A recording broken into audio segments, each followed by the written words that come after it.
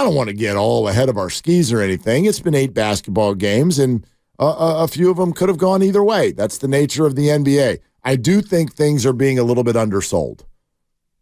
You dive a little bit deeper into the Warriors' schedule to this point, and I'm sorry, I know it bothers some of you. The backdrop of last year is still in the back of my head. Okay. It just is. So when I watch a team now that just waltzes into the year with key players who are new to the program, and they basically can't stop winning road games. When last year, the whole story was it can't win on the road. This was an elite basketball team at Chase Center last year. They were good, yeah. Their record was elite, and their record on the road was an absolutely unequivocal disaster. And they waltz into this year and have played 50% more road games than any other team in the NBA. And their record is 5-1 in those road games. And they have a 6-2 record right up there with the tops in the league. And in fact, if they win tonight, boom, the Nuggets and Warriors are both 7-2. I think we're understating this start a little bit. This is a pretty incredible story that's developing. Not even just that, oh, Chris Paul's mature. Yeah, we knew that. We knew that he was going to be an adult. He's 38 years old, and he's a future Hall of Famer. But we certainly had legitimate basketball questions about his fit, the pace of the Warriors, how they would play defense with him on the floor. You're starting to get some pretty good answers to all of those questions, too. It's too early to start talking about how far they'll go in the playoffs and all of this and that and the other. But this start, I find it to be remarkable, to be honest with you. Yeah, it's a good start. I'm not going to go as far as to say it's remarkable based on who you've beaten, who you've played, and who you've lost to. You beat Sacramento, a team that you own. I'm talking about the road games. Okay. You beat them on the road, and you had to gut it out in the home game against them, which was nice, but you beat them on the road. They were a little bit undermanned. It's still a good win. Sacramento had more wins than you last year, and they're probably going to be a playoff team or a play-in team. That's a good road win. Yep. Houston is garbage. The Pelicans didn't have their best player in Brandon Ingram, and you hammered them, beating Oklahoma City in an in-season tournament game that both teams wanted. That's a good win. Yep. Now, I don't think that Oklahoma City is going to be a playoff team. They're probably going to be a play-in team.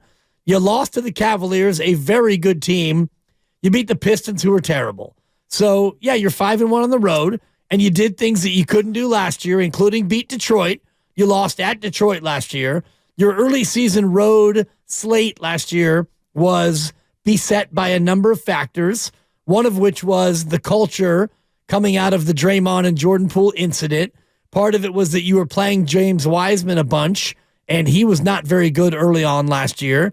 So, yes, it's an impressive start to the year. I wouldn't go so far as to call it remarkable. I am going to push back on going through the schedule game when they're road games.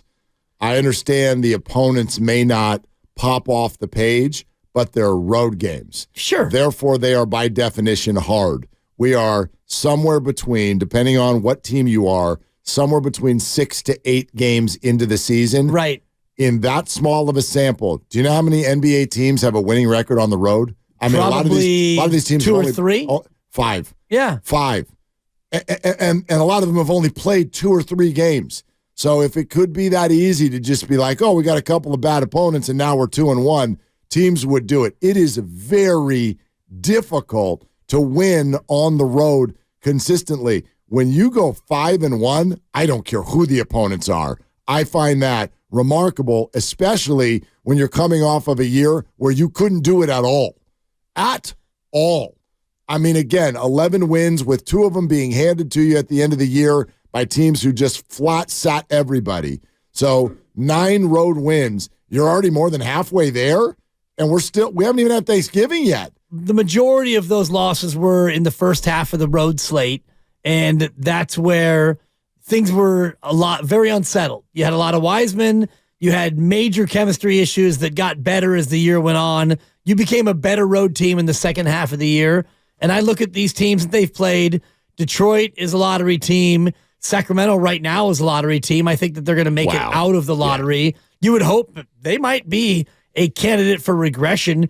If you hear any of the Sacramento sports talk, and I know you follow some of the people who used to be here who are now in Sacramento, there's a little bit of Chicken Little going on there. That's just angst, don't you think? It's a lot of angst when you're 2-4. Yeah, but they're new to the party, and so But they look like they're primed for a regression. They're not going to be a top 4 seed in the West. Their best players hurt. Right, which is part of the deal. Well, I mean, okay. I mean, it's part of the deal. Before we continue this conversation, we've reached that time, your chance to play a game of knockout at Chase Center. Unlike anything you've ever won in any sort of a contest before, I guarantee you that. I've never played basketball at Chase Center. Have you? No, I have, yeah. You have. And it's pretty awesome. I was kind of, exactly. I want to underscore how awesome it is because it's awesome. Have you done it twice? Well, this is your chance. Knockout at Chase Center. So all you got to do is listen now for the next 15 minutes of this show. Make sure you're locked in and listening closely over the next 15 minutes. When you hear this sounder, we unveil our question to you, which will be about something that you heard in this 15-minute window. So don't call now. Wait to hear that sounder again, and obviously be thinking about what you've heard during the 15 minutes. We will unveil the question, and at that time, we'll also give you the contest line. The first one to call in with the correct answer, bang, you're in our group. Knockout at Chase Center. So all you got to do right now is just lock in and listen for the next 15 minutes of Willard and Dibs.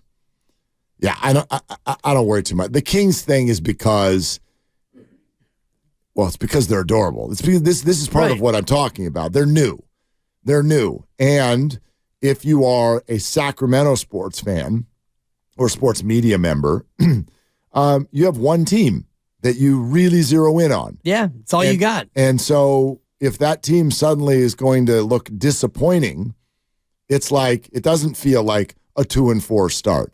It feels like the sky is falling. That's what I'm saying, Chicken Little. Right, so that's what you hear, but that's not what's going on with that team. De'Aaron Fox is hurt.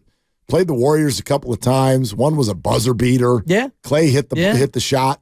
And, you shoot your shot because that's all you got. Yes. And then it goes in, and you win. And so the Kings they're going to be fine. The Kings are going to be fine.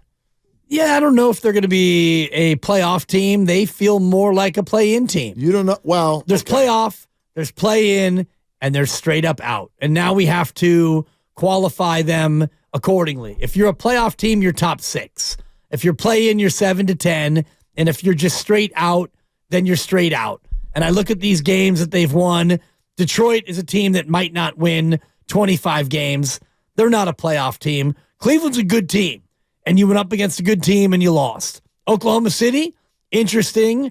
And, Gilgeous-Alexander, well, I don't even think he played in that game. And not against the Warriors. No, and you still gave up $139. Mm-hmm. So 5-1, it's great. I'm not trying to diminish it. I'm just saying that I don't find it to be that, quote, remarkable. You win tonight. You beat Denver without Draymond Green, and I know they won't have Jamal Murray for the better part of a month. Doesn't matter. If you win in Denver ever, that's a quality win now. Denver's good, and going to Denver at altitude, tail end of a 4-game and 6-day trip. That's what I'm getting at. Road wins are hard. This one especially. Yes, but winning at Houston is not hard. Winning at Houston by itself is not hard, but when you win just about every time you encounter an opponent like that on the road, it is very impressive. 5-1 on the road is a crazy 6-game stretch. Oh, it's really good. No matter who you're playing. It's second only to being 6-0. Correct. So I'm not saying that it's not good. Yeah. I'm looking at the opponents, and I'm not looking back at last year anymore. I'm done with last year, and you stunk on the road early for a number of reasons. I don't know how or why you would do that. Let's turn the page, because last year is last year. We don't do that with any sport ever. We always do. We don't reference last year with the 49ers. You can reference it. I mean, you can do whatever you want. Yeah, For that's me, what I'm saying. Like, you reference it, but I don't look at anything in terms of how that carries over into this year. Let's say Shohei Ohtani signs with the Giants, and in game 1, he hits the ball into the bay. Every single person turns to the person next to them and goes, "This is a lot better than last year." Like, that's going to be the first thought. We always use that as a backdrop. The Garoppolo era, Trey Lance, this is where Shanahan has been. This is where he's going. Like, why would we? I feel like there's a thing here, which is like people don't, because people, and this is fair, because they feel bad for Jordan Poole because he got punched in the face, people don't want to talk about the improvements this year the way they should or can, because it feels like you're taking a personal shot at a victim. There's no shots here. It's not personal with Jordan Poole, but they're a better basketball team suddenly with him not on it and Chris Paul on it. And yes, there are other changes, GP2 healthy, sure, et cetera, et cetera. It's not all about Jordan, but I just don't think we should be afraid to say, boy, that trade really, really made this team a lot better. It's not, for me, it's not being afraid. It just sometimes I think that we get to the point where we look at that one thing as the reason why this team is better than that team. And I think that that's unfair to Jordan Poole. And I also think that it's erroneous because you can look at. So what is? Well, there's other factors. What's the number one reason why they're better? Klay Thompson is better. Okay. Klay Thompson stunk last year in October and November. He was jacking up shots, and he came in, and he was not in shape. Okay. I would add their big man this year is better than their big man last year. Saric is already contributing more than J-Mike did last year in that similar sort of big man off the bench role. Chris Paul is an adult in the room, and Jordan Poole was a reckless me-first basketball player. James Wiseman, as a basketball player, is not very good. And you played James Wiseman a lot in the first 10 to 12 games. Yeah, exactly. He played 15 minutes a night. Those are minutes that you're not allocating to James Wiseman this year. And I do think that the vibe around this team is markedly better. And it's not only because of the Jordan Poole factor, it's also because Draymond Green, to my knowledge, hasn't knocked out a teammate yet. So I do think that all these factors, to me, play into. And also you could look at the championship hangover that they had last year. It's tough to stay hungry. They had to play all the way until mid to late June. This year they were done in May, so they had an extra month to get ready physically and mentally. I think that all these reasons are piled together to lead me as to why they're better. I don't argue with any of those. But I also do allow the team, as you know my philosophy, tell me what's going on inside that locker room without telling me what's going on inside that locker room, right? Hey, Kyle Shanahan, what do you really think of Trey Lance? Well, we're not going to play him. Okay, great. So you can tell me he's good all you want, but you're going to trade him for a fourth-round pick. So you actually don't think he's any good. Same thing with James Wiseman. Tell me what you really think. Well, we think he needs minutes. Actually, you don't think he's very good. And you know what? You're right. You were wrong to draft him, and you're right now to dump him because even the Pistons don't want to play him. All right, Warriors, tell me what's going on with your actions. Tell me what's going on this year in the locker room that wasn't there last year. Well, we watch a team that can win on the road. Therefore, seemingly, as you put it, the vibe, a lot better. What's the word of the offseason? Connectivity. We're connected. We're connected. We're connected. What's the other phrase we keep hearing? We've got adults in the room now. Okay. I'm sorry, man. Like, it's not all Jordan. There's a big old piece of the pie. And I'm not saying that. They're saying that. So you can not like that I keep bringing it up. The Warriors are the ones bringing it up. And I know Steve Kerr's on here being like, we should stop bringing it up. Okay. Then have your guys stop bringing it up, because without using his name, they're bringing it up every single day. We're connected now. We have adults now. We have decision makers now. We have someone who can run the second unit now. Okay, you're bringing it up. Well, that's not bringing it up. It is bringing it up. They're talking about this year, and that's, again, the point of this conversation. As compared to last year. Right, and I'm more focused on what they're doing this year as opposed to what went wrong last year. And we can go round and round with what was the reason and why was that the reason and all the rest of it. And we'll never fully know exactly what went on. And, we've gone through all this and, done nothing to speak to Andrew Wiggins and, what he hasn't done this year and what he didn't do last year.